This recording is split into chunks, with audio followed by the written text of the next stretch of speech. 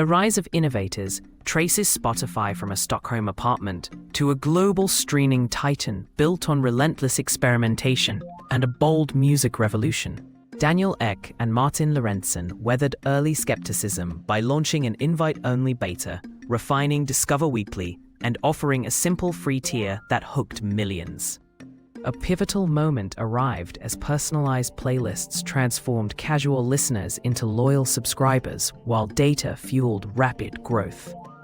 The founders cultivated a culture of experimentation, strategic licensing, and sharp cost discipline that kept profitability within reach. Today, Spotify demonstrates a practical playbook to viewers: test fast, listen to users, balance artistry and business, and endure industry headwinds.